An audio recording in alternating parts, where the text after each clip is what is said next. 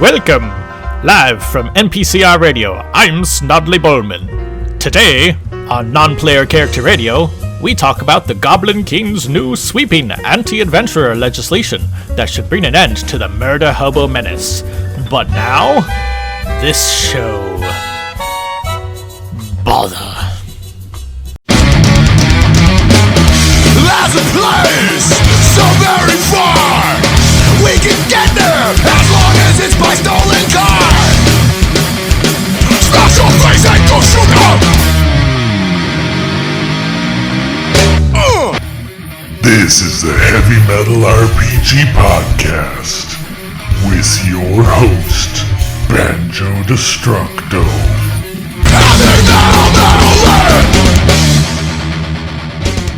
Welcome to the reincarnation of the Heavy Metal RPG Podcast. I'm your host, Banjo, and with me is my co-host. Hello, I am Cody. It's good to be here. How you doing tonight, Banjo? I'm doing excellent. So, I wanted to start with an icebreaker question, and for tonight, I was wondering, when was the first time you ever played an RPG? Oh, that's a good one. For me, I think it was like 9 or 10 years ago when you actually brought me in to Dungeon Crawl Classic. And before that, I never even tried to play a role-playing game of any kind. How about you? What was your first intro? You know, when I was younger, I had played a couple of those. They're like these board games that like Milton Bradley or Hasbro or like other companies had made that were kind of like Dungeons and Dragons. They had little figures with them. I forget the name of the one that we played the most, but it had like this portal in the middle of the board, and whoever got their character there first kind of went through the portal, and then you would fold the board over, and anybody who wasn't in the middle kind of got killed or something. At least that's the way we played it. I don't know if that was right or not, but we didn't. Sounds horrific. It was fun. It was fun. You rolled a dice and you had like cards for your character's stats and the monster stats and things like that, and like special equipment and stuff. I really forget the name of that game, but the first time I actually did like a real role-playing game was probably 6th or 7th grade with, I think it was Dungeons & Dragons Advanced 2nd Edition. I think this was just around the time when 3rd Edition was coming out, but there was still a lot of the 2nd Edition stuff on the market or just floating around and stuff. But yeah, before 6th or 7th grade, I had only really done board game stuff or maybe some video games. So I take it from that point on you were hooked. I mean, it was very interesting because there was just lots of brand new concepts that I hadn't even thought of before. And for some reason, it was just so weird obsessing over minute details like, oh, if I have 14 intelligence, my maximum spell level as a wizard would be this, and I could memorize this many spells if I rolled a D100 percentile underneath this percentage, and there was a lot of weird stuff in there. It's a lot easier to play and build characters now than it was back then. I don't know. Maybe much like the internet being more accessible to more people, making it a worse experience. No. Whoa, hot take there. No, I don't know. It's new games that are easier to play certainly is it's when it's less work, it is more fun, especially when you have like kids and a job and stuff now. It's not like you can spend all day going over all the details like you could when you were a kid. For us, right? True. I can't spend days planning my character, and sometimes you just want to roll some dice and get the hell in there. Yeah, I mean, and even then, like, if your character's gonna die in 20 minutes, you should have like 2 or 3 ready. True. Definitely have a couple of backups to not delay the game. Yeah, like, I think the next kind of character, or, I have never played a muscle wizard yet, and I kind of want to now. I think that's everyone's dream. Cast spells, be ripped, jacked, yoked. Oh yeah, wizard with the decently high strength, and if it's a game with feats, like improved grappling or something like that. I agree. He's got to have good feats. Ugh. Sorry. All right. Well, that's it for Moving on. That's it for our icebreaker. If any of you out there, and I know there's at least 2 of you, if any of you would like to answer these icebreaker questions, leave a comment if you're listening to this on a place where comments are able to be left, or you can email at heavymetaladventures@protonmail.com. Don't be scared by the protons. We are harmless, positively charged particles. All right. So, what are we talking about today? Well, today we're going to do the ultimate guide to the Thief class in Dungeon Crawl Classics RPG. Ah, yes. I have a special place in my heart for the thief. I know, just like Aladdin, if we just steal everything we can't afford.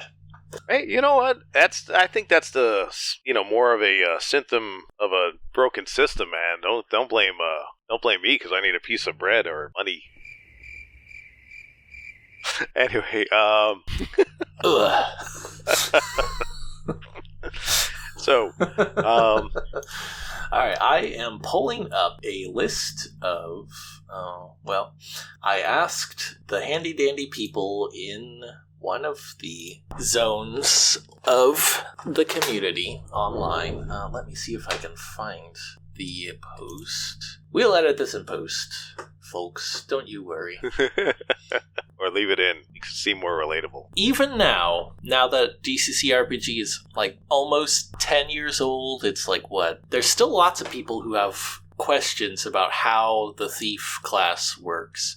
And I don't know if that's good because it's open to interpretation or if it's bad because it's open to interpretation. Yes. Sometimes too much choice. Yeah, sometimes it's lack of clarity means when you're running the game, you get to choose how you want it to be. And I think one of the core ideas about DCC is rulings instead of rules, where, whoever the judge is gets to decide what cool thing your table group gets to do because of a ruling rather than strictly following what the rules in the book are. But I have some common misunderstandings of the Thief class that still are open to debate today. Okay. So one person says, can a warrior do whatever a thief does, acrobatically wise, as a mighty deed? Oh, that is a good question. Yeah, now that's kind of more of what can a warrior do with the warrior's mighty deed, but I suppose it would come down to how high the dice is and how tough the thing is.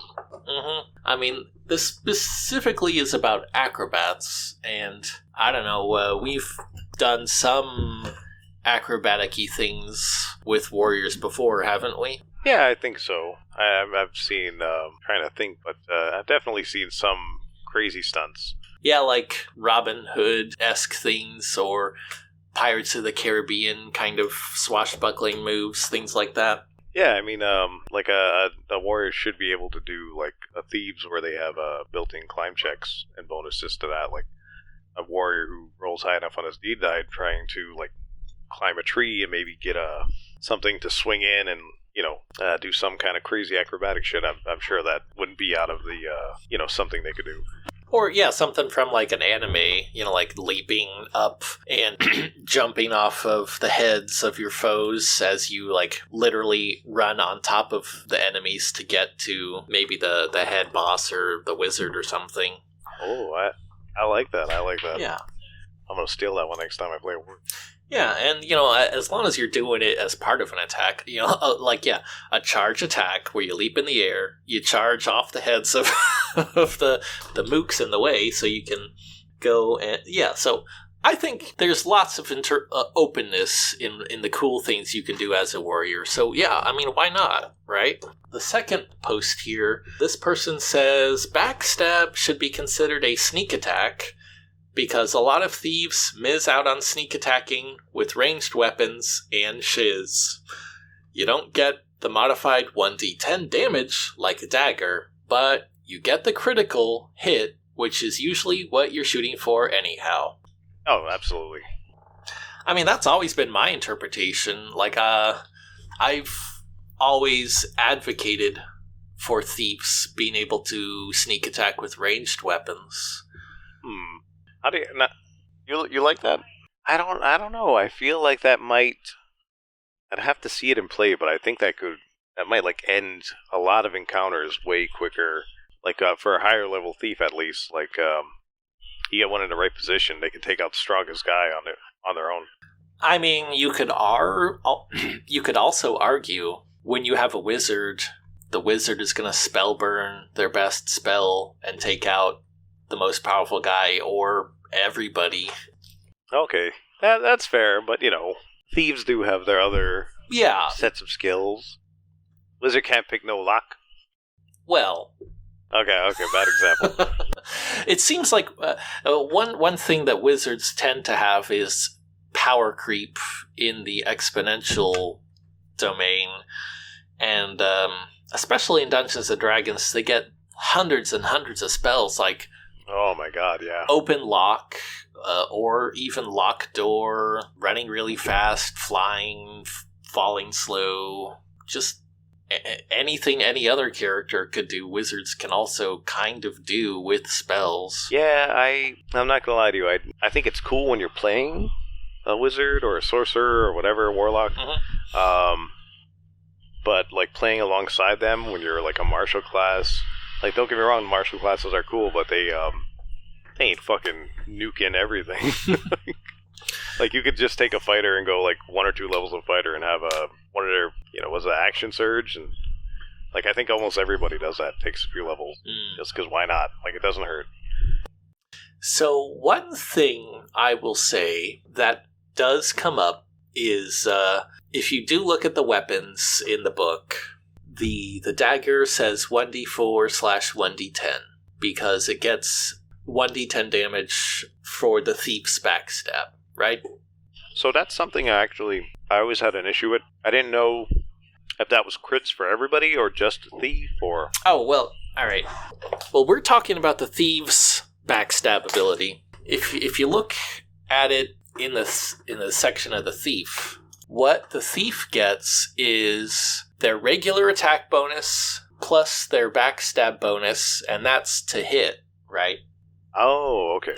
And then if they hit with their backstab, it automatically counts as a critical hit. See, this is what happens when you don't pull off a lot of backstabs. I think I've gotten maybe 2. Not the thief is special to me. I'm not a special thief. And so you would get to roll your normal damage and roll on the crit table. But then for arguing about whether you can crit with a ranged attack or not, I would look at the weapons table in the equipment section. Daggers have a list of higher damage for doing a backstab, and so do blowguns. Oh yeah, that I do remember. That was actually, yeah, that's a good point. You're making a good point here. Yeah, blackjack gets higher damage, blowgun, dagger, the garrote, those get higher damage with backstabs, so logically, it seems like they intended for ranged attacks to be able to take advantage of backstab, and so you could even do a backstab with, like, a longbow or a crossbow from farther away. You would just do the regular damage and cause a critical hit. You know what? That does not sound too shabby. It sounds great to me, and, especially, it seems like, sometimes people figure out, everybody does it. They want to make the most advantage of their character, especially if it seems like something feels really tough, right? They look for anything they can get to, like, steamroll an enemy or more easily defeat enemies. Oh yeah, I think we've all scrambled for it. Come on, there's got to be something in my bag. Yeah, got to be something I could do here. And there's 2 ways that it seems like people deal with that as judges, right? You can roll with it and be like, hey, that's great.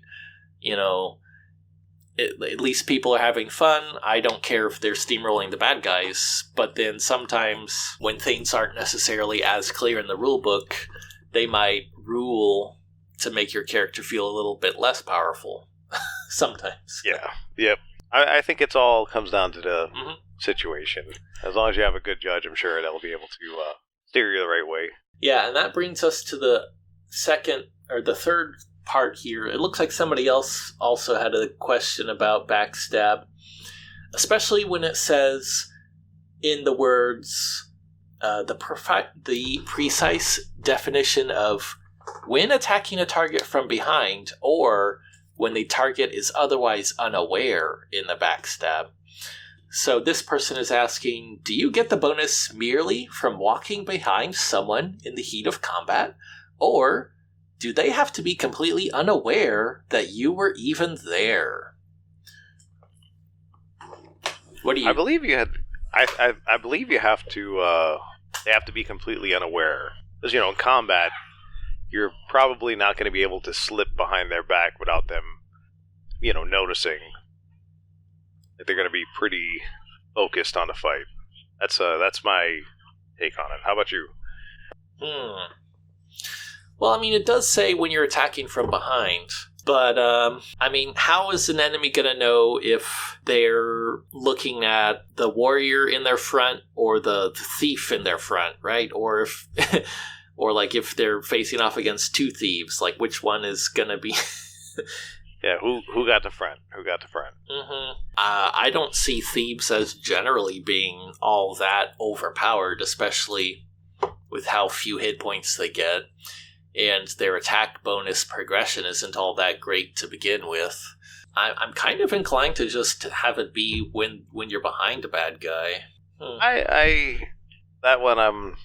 I said, I always thought, I guess I could see if like you're in combat and they're being flanked. Like I can maybe see even maybe a warrior using their mighty deed to get the full attention of this guy. Like I'm really engaging him. Like I'm grabbing him by the shoulders. I'm throttling him. I'm cursing him, talking about his mom, his wife or husband, whatever. And maybe if that goes off well, then the thief would have a chance to get a backstab in. Yeah, that's a good point. Oftentimes encouraging teamwork between players would be a good thing to do. Part of the warrior's job is to probably get the attention so that the thief can sneak in behind and get a little stabby. Yeah, there you go. We're coordinating, working together. Oh, jeez. And synergy. It's all that synergy. Synergy, yeah. Especially since it seems like some of the things in DCC are kind of based on older editions without necessarily explaining what was going on in those older editions. Yeah. And I remember this one rule about monsters and characters. They can choose who they're looking at in combat, like who they're facing. And then anybody who's standing, especially when you're using a map with grids and stuff. So you choose who you're facing, and then anybody who is like beside that character on the grid or behind that character on the grid gets some sort of flanking bonus. That isn't as detailed out in this book, probably because there's some assumption that you might have already been trained to do that sort of stuff in other games. Yeah, I think honestly, because you're usually outnumbered. You get outnumbered in a lot of encounters, I think that could turn against you pretty quickly. So if I don't know what the DCC equivalent is to an advantage, I guess it'd be like a +2 or whatever. It seemed like it'd be a bad thing for flanking advantage, like just to be a built-in thing. Oh yeah, that's one reason why Gary Gygax was against critical hits and fumbles, was because monsters got more attacks on average than players did, so they would get more critical hits on average than players and chew them up much faster. Wow, I had no idea. Yeah, there was actually I forget the article, but one of the early magazines of Dungeons & Dragons back in, I forget if it was still in the original days or if it had took until, Advanced Dungeons & Dragons, but there was an article in one of the Dungeons & Dragons magazines about adding critical hits to the game, and they might have even had tables, too. Let's see, I can't think of like D&D without crits and all that. So it's so strange to me that it wasn't baked in.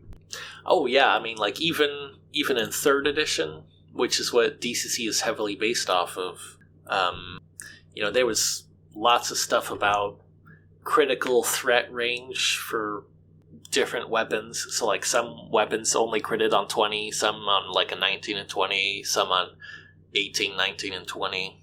And then, oh man, all the character builds you could do to try to critical hit on a 12 plus. Yeah, critting half the time. That's real crazy. Man. Yeah, somebody said that if the combat has already started, maybe the thief should take a turn to sneak or hide as their action so that they can get into a position to backstab the next turn. And I think that's a good way to do it too. Now, see, I'm of two minds of that one, because I think if you roll high enough, you do have sneak. You should have a chance to sneak maybe away from the battlefield, but I think it would be harder. I think you'd have to roll pretty high on your check in order to actually blend into the battlefield. I'm not against. I like it. Like, I think it gives stuff, but I just think I would think if somebody was fighting in front of me, maybe if they're not engaged with anybody, like if they just killed their target, like they were in a fight and they killed the person they were on, maybe then they can go and sneak away. What do you think about that? That's one way to do it, and it might work. I think combat, it is naturally chaotic. It's chaotic, and one of the things that is harder, I think, for people in general to visualize without actually experiencing it is how much light and shadows would kind of mess things up if you're like fighting in a dungeon or a castle or something like that. Like, modern electricity is pretty great, and we've got literally more light than ever in the history of mankind. I think that's debatable. I think Jimmy, could we get some info on this? Could you bring up a graph? We're gonna shelve this. Jamie. Jamie, get that picture of that chimpanzee. To anybody wondering, Jamie is our imaginary stagehand. Everybody clap for Jamie. Good kid. 2 months to live. Yeah. Hey, you know what? Everybody's got to go. Rest in peace, Jamie. We love you, kid. But, I mean, if you think about it, you only need to confuse, like, one target, right? Not all the monsters. That's true. If you're able to razzle-dazzle one person, one target, in order to sneak up behind that particular target to backstab, I mean, there you go. Have you ever had a flashlight held up in your face? Right? Yes. And then when it pulls away, it's hard to see stuff for a little bit. Yeah. Imagine... sizzling.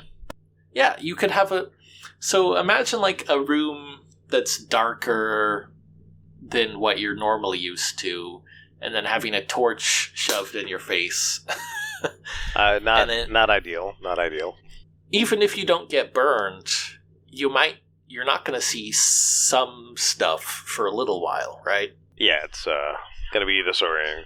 Yeah, that might be one way for a thief to try and confuse bad guys, is to, you razzle-dazzle them with a little torch in the face. Okay. Even if you don't burn them, that provides enough confusion for you to try to, like, sneak up behind whoever you did that to in the next turn, maybe, right?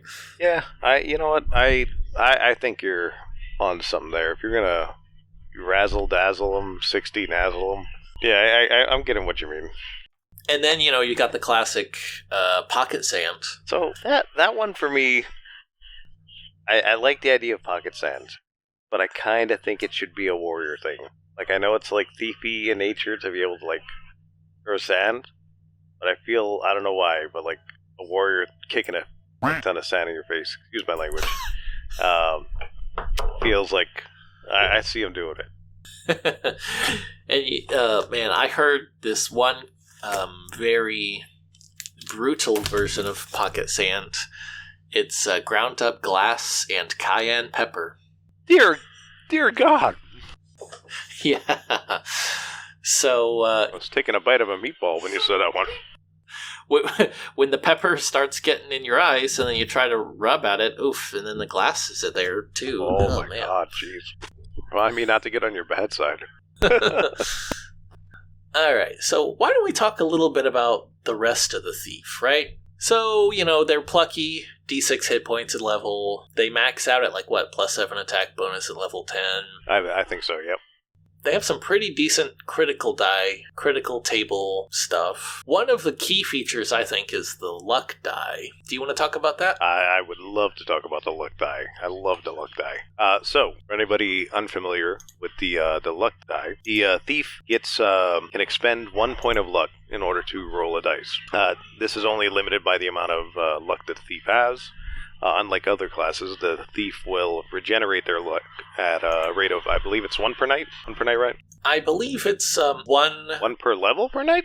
1 per level per night, I think. Okay, so like a level 3 thief is going to be regenerating 3 points. So what these luck die actually do is you can add them to any roll. Your to-hit roll, your damage, whether something you were trying to do went off. I believe you can add them at any time, even after you rolled, and there's nothing stopping you from okay, you need an extra 6 points. Well, I'll roll 2 D3s and try to get 6. You roll 2 2s, you get 4 points. So okay, I'm going to expend another point of luck and try to get you can just keep going. This die also increases per level. So at a level 1, thief is going to have a D3, level 2 is a D4, level 3 is a D5, and so on and so forth, capping out at a D16 at level 10.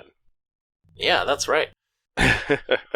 So it's a pretty nice mechanic. It's a nice way to add bonuses to rolls. It's another resource that you kind of have to manage, right? The other thing I like about thieves, your alignment will actually affect the bonuses you get for your skill checks. The backstab, sneak silently, pickpocket, climb sheer surfaces, what have you. All of those, lawful thief would be better at doing stuff like hide in shadows, finding traps. Neutral thief is more about forging documents. They're better at disguising themselves. Chaotic thieves are about handling poison and backstabs. They all have their own flavor there. Yeah. It says here, a lawful thief is the path of the boss. Like the mob boss. Don't mess with the boss. Yeah, they gotta get a bev. And, chaotic thieves, path of the assassin, and, heck, in Dungeons & Dragons, there used to be an assassin class.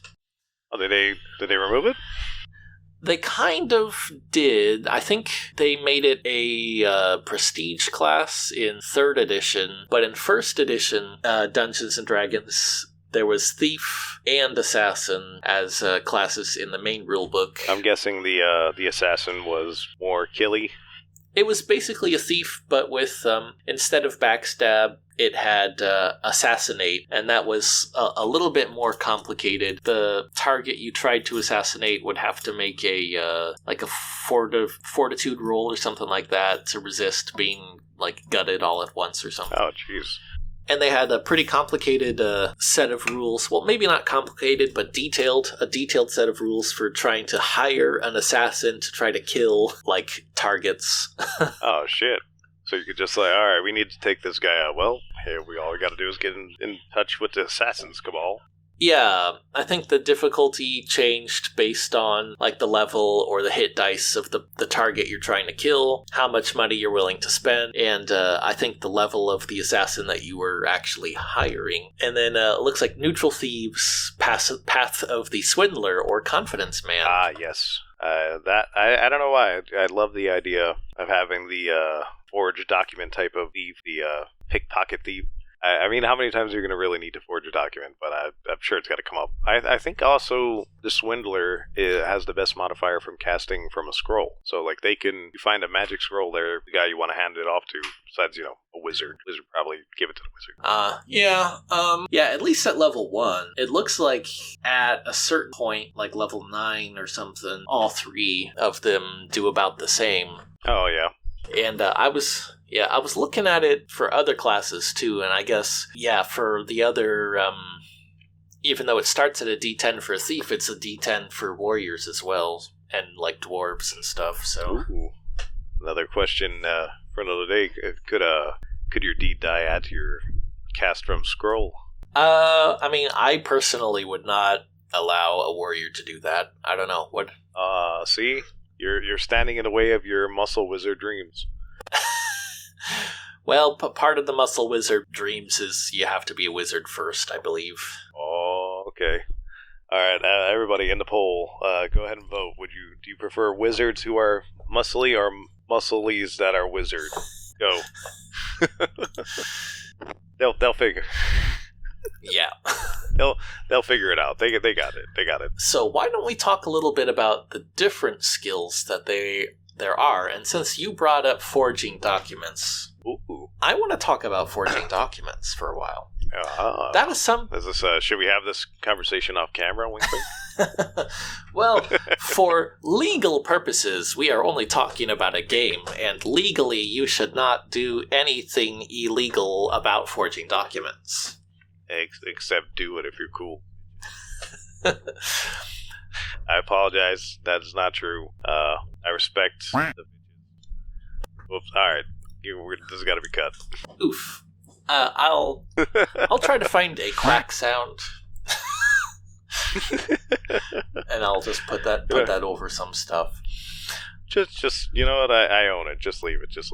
So, forging document. Yeah, you don't think of that as something that's being useful inside of a dungeon, but it could be really useful inside of a town, or when you're dealing with some kind of encampment or something else with intelligent creatures. Ah, yes. You could hand an official document from the king.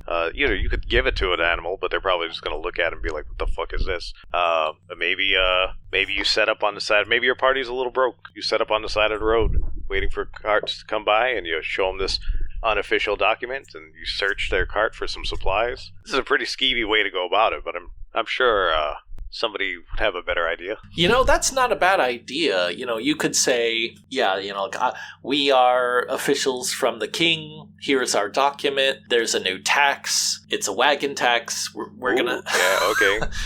If you got an ugly horse, gotta have to pay the toll. Yeah, something like that. What else? Oh, I had an idea, speaking of, forging documents from the king, if you go to some town with a duke or whatever, if you know who the king is, you forge a document, you hand it off, I have a message from the king demands that you give me, a squad of soldiers to command for this mission, right? So instead of going in to do whatever adventure that you might have been going on without any support, you try to use a forged document to get a squad of soldiers to use as extra help in storming the dungeon. So now I've got a question, because there's a check to see how well you forged the document. Do you think that check should be do you think it should be unknown to the player? Do you think the DM should roll it this way the player would understand how well your paper come out? What do you think about that? Ooh, yeah, I mean, that's kind of sure, a thief could roll, maybe they're a +3, they're a level 3 neutral thief, so they've got a +7. So, they're going to be pretty confident in their skills, but maybe you make it at the end of the day, we don't know how someone's going to react.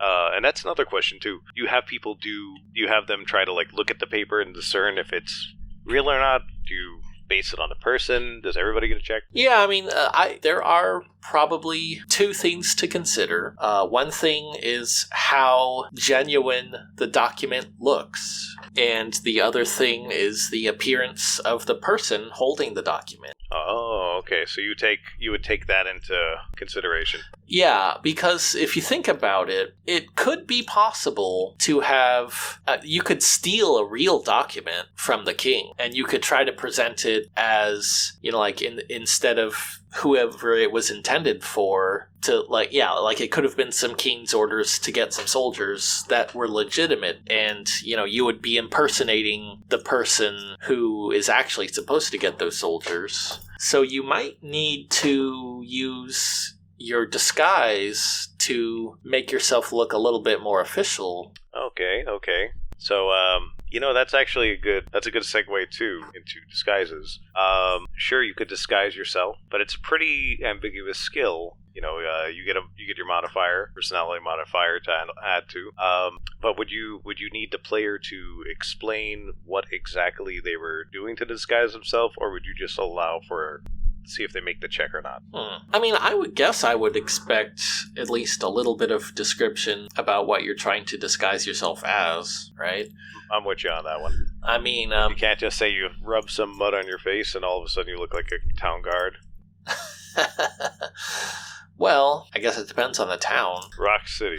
I mean, it says pretty easy disguises are DC 5, so that has an implication of it succeeding 75% of the time with no bonus at all, and you're gonna have maybe a little bit of a bonus, like at least a +1 sometimes. I can't say I've thought much about how you might use a disguise, because some of the basic stuff, you could disguise, you're a thief, you could disguise yourself to look like a warrior, or a wizard, or a cleric or something, and those would probably be the DC 5 difficulty disguising yourself. What would you consider a super hard check to do? Like, what would you say?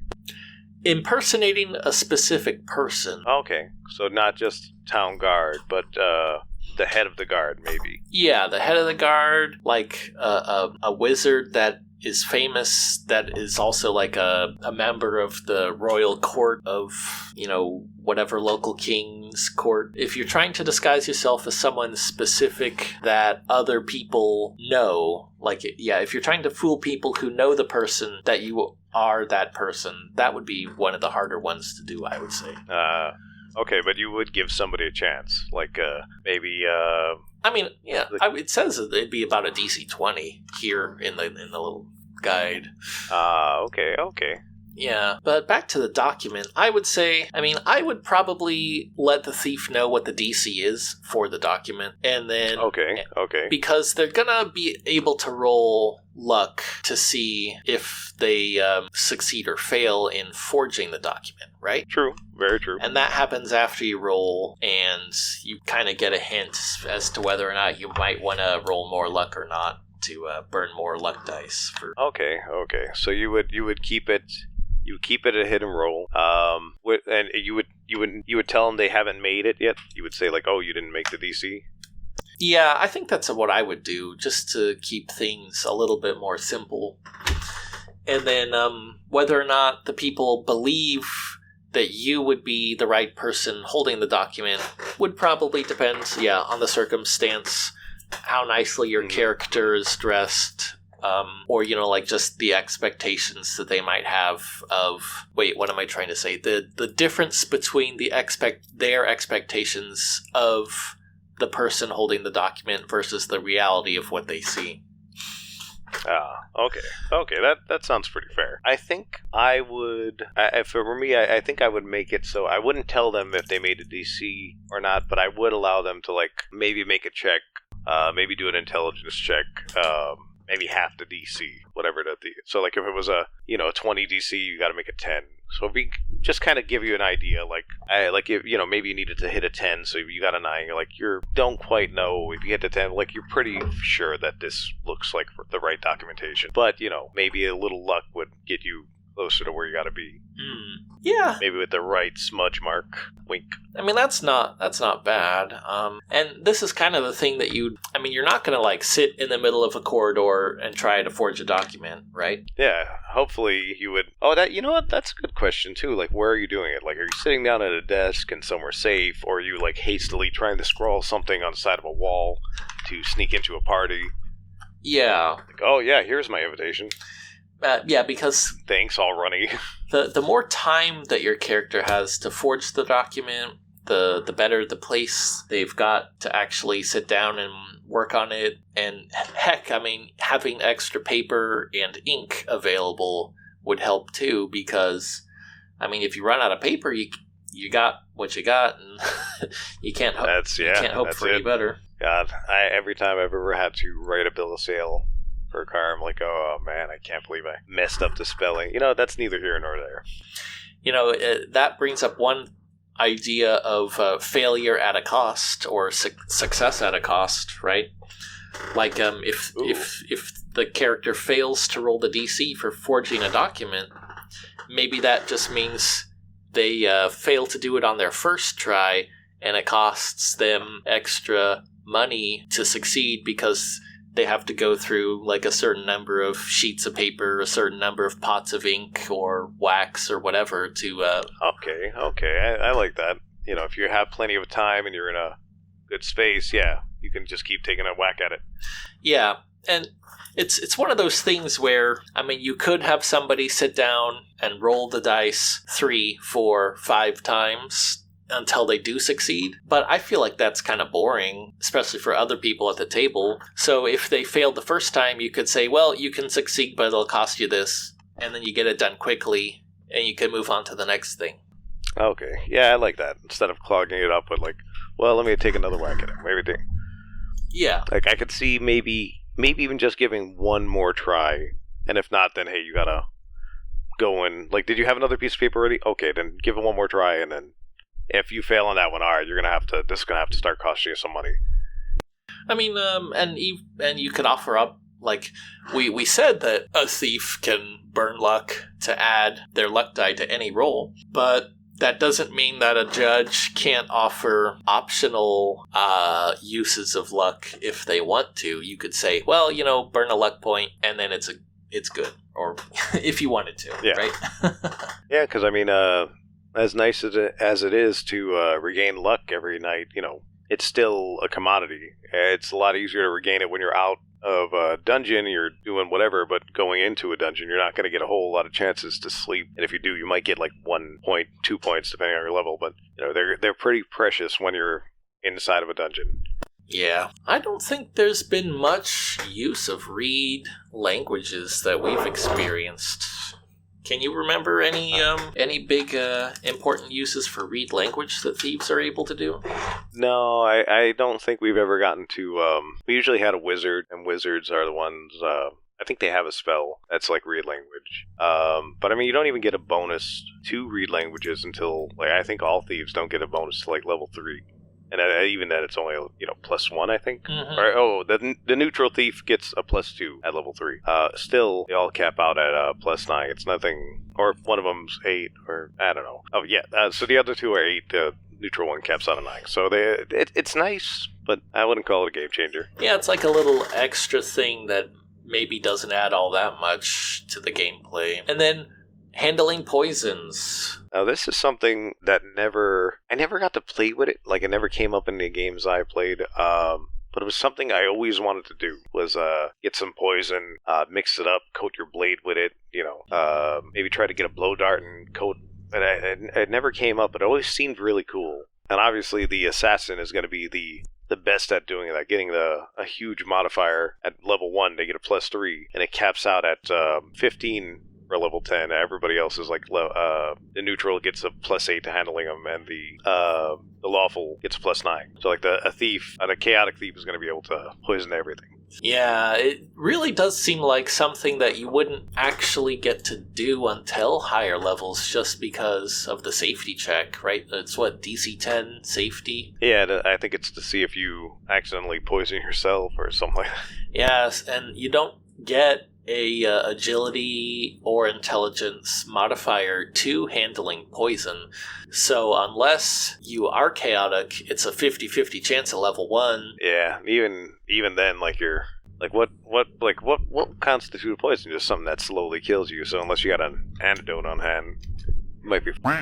Well, yeah, that would be a smart thing to do, is make sure you have some of the antidote when you also buy the poison. And then it's 65% chance of success when you're level 1 as the chaotic thief. That's not too bad. It's not too bad. It seems like the thing you would want to wait for until you were at least level 3, probably. And I don't know how many people would wait that long to try to, would even get their character that high, unless you started off that high. It seems like a lot of characters peter out at level 1 or level 2 most of the time. That's because they're not tenacious enough. Yeah, at level 3, it's a 85% chance of success, so you don't poison yourself. But that's the thing, is that doesn't even mean that the poison itself is going to be successful. One of the weird things I think that doesn't get utilized enough is something that I encountered in a game called Kingdom Come Deliverance. Have you ever played that game? I have. No. I wanted to play it. It seemed very interesting, but I did not.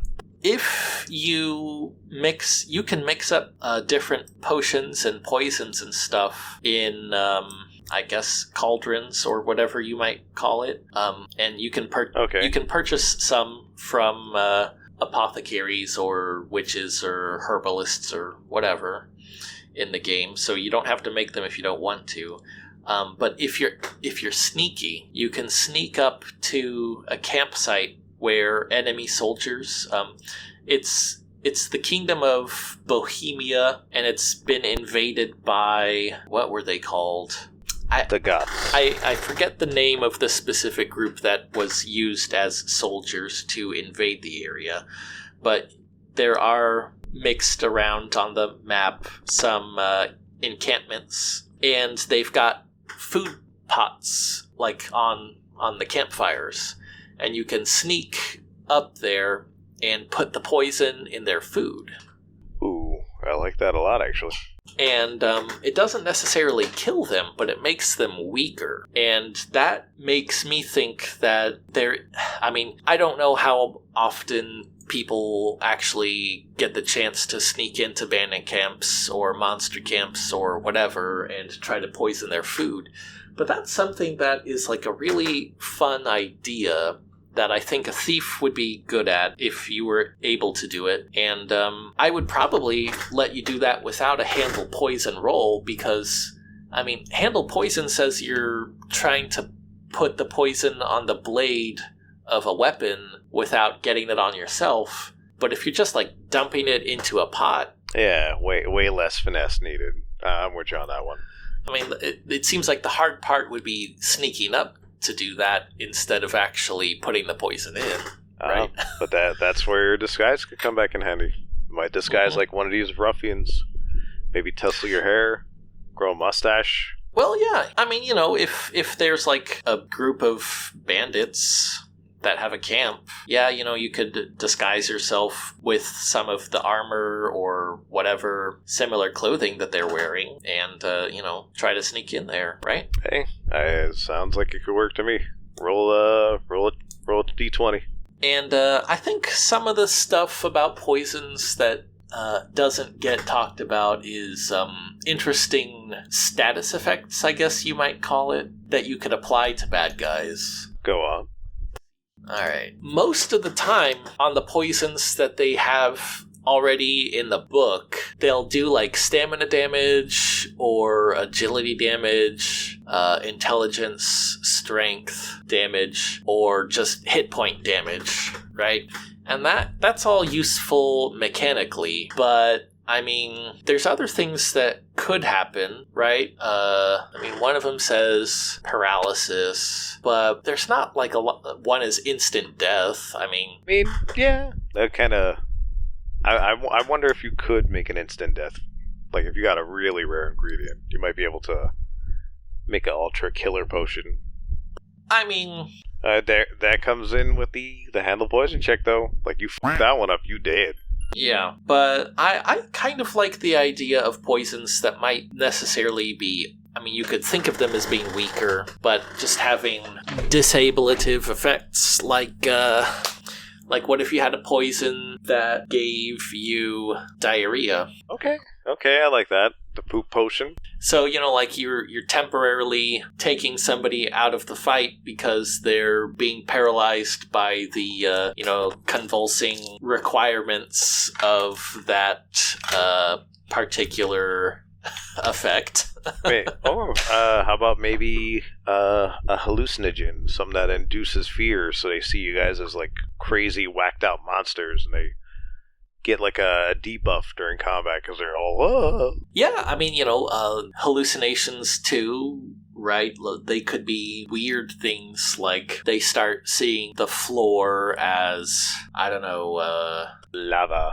Jello, lava, or, everything starts looking like eyeballs. Yeah, at that point, they might strike out at their friends. There's a chance they could hit their friends because they can't tell friend from foe at that point. They start feeling like there's ants crawling all over them and under their skin. They question whether the moon landing was real. Wizards haven't landed on the moon, and if they have, why haven't they gone back since? More at 11. Yeah. But, I don't expect... I guess I would have expected a little bit more variety in the main rulebook, but that's what being a judge or coming up with your own stuff is there for. I just feel like there isn't... there's a random demon generator, there's a random dragon generator. A random poison generator would have been nice. Oh, yeah, I'd like that. Because, some of these say, you have to wound somebody for the poison to affect them, or you could touch them. And then, obviously, with my idea about poisoning food, it would be like you eat the poison and then it affects you. So that's something you could randomly generate. You could randomly generate the fortitude save required. Like, there's a list of different fortitude saves. You could randomly generate the kind of effect if the save is successful. You could randomly generate the effect when the save is failed, and whether or not it would actually heal or be permanent. Like that's listed here too. So that could have been nice. Oh, yeah. I like that idea. I like the idea of maybe you threw some things in a pot you didn't know what they would do until you used it on somebody, and you can. Hey, you know what? I'm going to remember that recipe for future things. You write down, I put this, and this in there. Mm-hmm. All right. I want to talk about pickpocket next. All right. So, I feel like pickpocket is generally pretty well understood, but I think there's some niche uses for it that people don't think of. And this is just broadly interpreting the word pocket. So, pickpocket, it seems like it means you're just taking an item off of a person. Okay. Instead of necessarily taking it from their pocket. So, what if you're in combat and you choose to, pickpocket the wand away from the bad guy wizard, or, you snatch the weapon away from or magical weapon away from some bad guy, or sometimes people have magical rings or amulets or crowns or whatever. You'll just take something that somebody's wearing or holding on to. I think that could be a pretty useful use of pickpocket that would make thieves a little bit more useful, I feel like. I'm with you on that. But I do think it should have a high difficulty, because I feel like it's encroaching again on the warriors thing, because a warrior could disarm a wizard, but I think it should be more of you definitely take the wand from the wizard's hand before he notices, or what you said with the rings, you've managed to you feign a blow and you slide the ring off, and he no longer has his magical looking ring or whatever, something like that. So yeah, I like it. I just think it should be more based on their finesse with doing stuff like that, rather than just I pull the sword out of the warrior's hand. Oh, yeah. I mean, that's one of the things. Yeah, difficulty always makes it harder or difficult more. You're making this difficult. Sorry, I'm sorry. Well, let's see here. I don't know, everything else is probably a little bit more upfront about what it means. I don't think I think climb sheer surface pretty much what it does on the tin, how good can you climb a thing.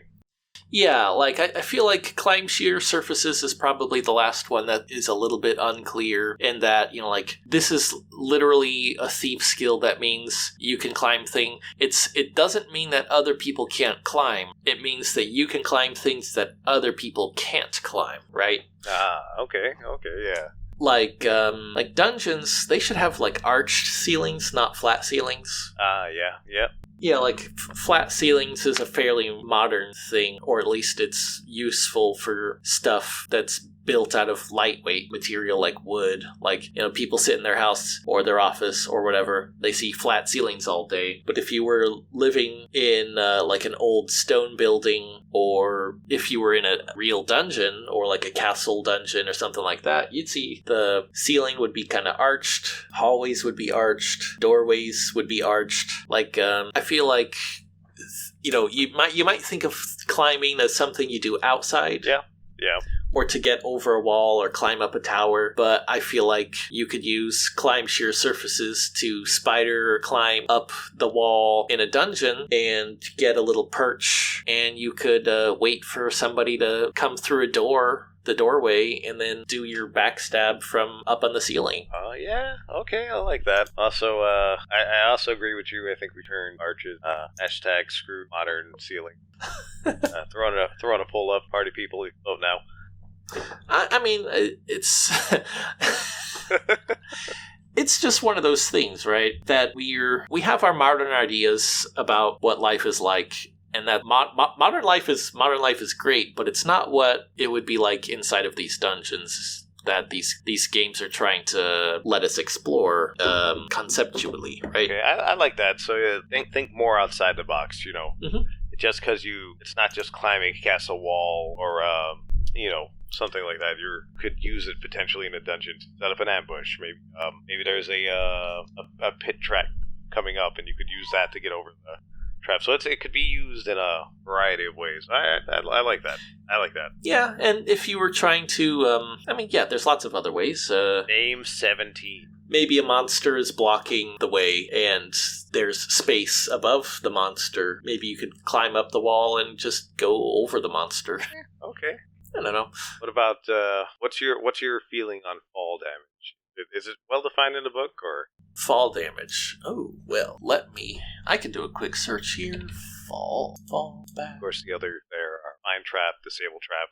Again, traps maybe going around, and disabling traps and disable round, which you do need thieves in order to actually disable a trap and pick locks. Otherwise, you're not going to be. But I don't believe you spend your thieves tools if you pick up on a lock, mess up on a lock, or mess up on a disabled trap.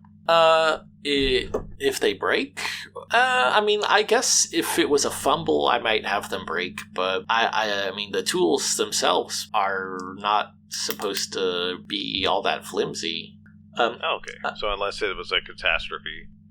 Like, picking locks is probably one of those things where if you failed the roll to speed things along, I would say that you could succeed. It would just take like 10 minutes longer for you to succeed. And then those 10 minutes would let you as a judge roll more times for random encounters to see if monsters show up to try to eat your face while you're, busy. Okay, right, yeah. Success at a cost. Let's see. Falling damage. It's in other combat rules here. 1d6 damage per 10 feet fallen. Okay, and that could be deadly. The level 1 thief. And then if anything comes up as a 6, you break a bone. Yes. Rolling how do you determine that? Do you roll on like a E200? I would probably do a D12 to determine which part of your body the bone was broken in, and oh man, you've broken your butt bone. Let's see here, 6. So yeah, I would probably have it be like a 4 out of 12 for each leg. 4 out of 12. Wait, no. 4? Yeah, 2 out of 12 for each leg, 2 out of 12 for each arm, 2 out of 12 for your torso, and 2 out of 12 for your head. Man, not a fun time. If you avoid them 6s. If you wanted to, there are RPGs that have like hit location tables. You could probably find a hit location table and then use that to determine which part of the body the broken bone is from. Yeah, I would just be like, I'd roll a D5, and 1's your left leg, 5's your right arm, and fill in the blanks. Yeah, and then there's other ways you could do it too. You could have a little doll. Oh, okay. And then you could position the doll for how the thief would have been, and then just drop the doll on the floor, and you see whichever hits the ground first. That's where the broken bone is. Oh man, that would be brutal. Could you imagine watching that the DM holding up a doll? This is how you fell, and fucking. I would feel like a million years watching that doll fall down. Like the slow motion of Frodo falling with the ring in the air. Yeah, like please be a foot. Just be a foot. Like, I'm in combat. I need to hold this big ass sword. Well, I guess you're not going to be in combat. You're going to be falling. So I don't know where I'm going with that. Yeah, maybe not the foot. I don't know. Definitely not. Don't fall. Yeah. Man, what happens if that thing falls on its crotch? Do you break the wing? It'd be very hard to do that, though, right? I mean, you'd have to have everything else out of the way. Feel like it wouldn't be impossible. You'd have to probably land on something that was not flat in order for that to be the first point of contact, right? Like a rock or another character or monster or something. I guess it depends, like, what if I, like, as I'm falling, I thrust my crotch out to absorb the impact. They give me a +1 to crotch falling. Yeah. Well, I think we might have covered everything about the thief. Alright, okay. If anybody has anything else that we missed, or you have any more questions about the thief, let us know. But, give thieves a try. Try to think of new stuff to do with thieves. Give your judge a hard time if they tell you no. Be like, hey man, this is supposed to be a fun game. I'm not breaking the game that much. Give me a chance. Yeah, a real thief would argue their case. Think of them as, like, crazy ninja lawyer. Crazy ninja lawyer. But definitely they're not. They can handle themselves in combat. They bring a lot of utility to the page, and I think your party is definitely better for having one. And you can choose your own flavor. It doesn't have to just be the assassin thief. It doesn't have to be just a pickpocket thief. You can choose the class, the alignment that makes sense for you, and go down that path. And I like that. I like that. It just doesn't have to be kill, kill, kill. It could also be forge, forge, forge. And that's one other thing. Pickpocketing, you could use that to plant items on characters too. Yeah, could go the other way. I would let a character put an item on another character using pickpocket. An example could be you could pickpocket $5 into somebody's pocket because you like them, or a note telling them that you like them. You could get real creepy with it. Well, I mean, it could always be incriminating evidence. I guess, but that's not. I don't know how that's going to get them to like you. Guard! That person over there is holding that item or has that item. Or yeah, there you go. Could create a distraction. You could give them a note that makes them. You could forge a document and then pickpocket that to somebody else. Oh, there you go. To make them think that they have like a real note from somebody. See, I like that one a lot. Synergizing. We're back to the synergy. Mm-hmm. Getting those moves working together. Yeah. So, give Thief a try. A lot of the stuff might be more useful in city or town or outside of a dungeon, but dungeons don't have to be this flat, video gamey, 2D thing, right? You can add verticality to it, you can add climbing to it. Step out of your bubble, people. You can think about where shadows are going to be, because, there's not going to be light everywhere. Torches make shadows, and like the closer a torch is to something, the bigger the shadow that it's going to cast on the other side is going to be. That's true. Yeah, one thing I like to say is if you ever want to find out what it's like in a dungeon with a torch, if you've got a basement, wait until it's like nighttime, turn all the lights off in the basement, walk around with a flashlight. And there you go. That's some life tips for you. Right there, straight from the Banjo's mouth.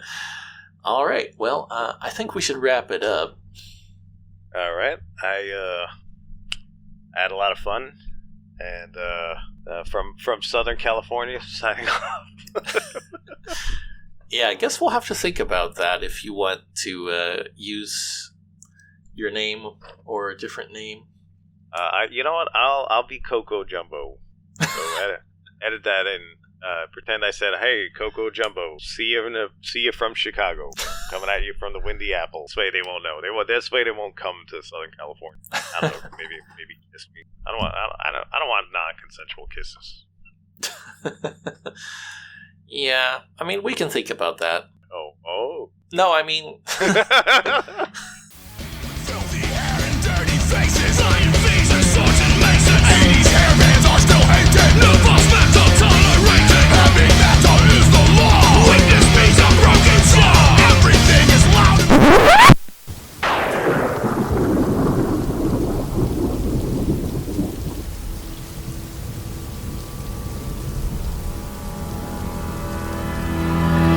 It's over. Turn yourself in.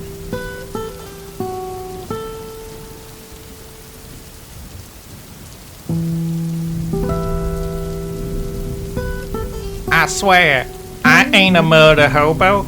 I didn't kill that shopkeeper. Please, let me go.